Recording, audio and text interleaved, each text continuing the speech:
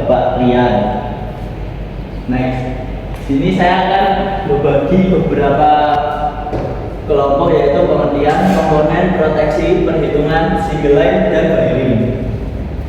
Yang pertama ada single line. Single line adalah atau biasa disebut SLD adalah representasi sederhana dari sistem tenaga listrik yang menunjukkan komponen-komponen utama dan hubungan antar komponen dalam suatu garis tunggal. Meskipun kenyataannya sistem memiliki 3 fasa, diagram ini hanya menggambarkan dengan satu garis untuk menyederhanakan visualisasi dan pemahaman.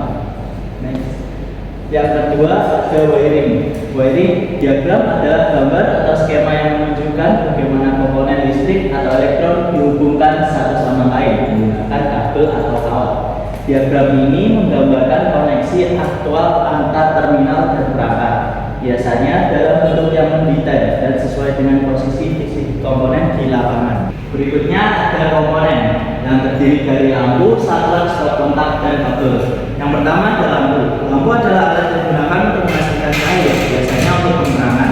Lampu bisa menggunakan berbagai sumber seperti listrik, baterai, atau bahkan tenaga surya.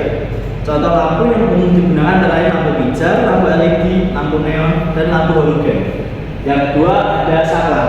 Saklar adalah alat yang digunakan untuk menyambung atau memutuskan aliran listrik dalam suatu rangkaian. Dengan kata lain, saklar berfungsi sebagai pengendali aliran listrik seperti lampu, kipas angin, atau alat elektronik lainnya. Yang ketiga, kita punya stop kontak. Stop kontak adalah perangkat listrik yang berfungsi sebagai tempat untuk menghubungkan peralatan elektronik atau listrik ke sumber daya listrik. Stop kontak biasanya terpasang di dinding dan memiliki lubang tempat colokan plug agar aliran listrik bisa masuk ke perangkat. Dan yang keempat, kita punya kabel. Kabel adalah penghantar listrik yang digunakan untuk menyalurkan alur listrik dari satu titik ke titik lainnya. Dan selanjutnya kita menggunakan proteksi MCB. MCB adalah singkatan dari miniatur circuit breaker. MCB adalah alat pengamanan listrik yang secara otomatis akan memutus aliran listrik jika terjadi arus lebih atau overcurrent atau hubungan pendek short circuit dalam suatu rangkaian listrik.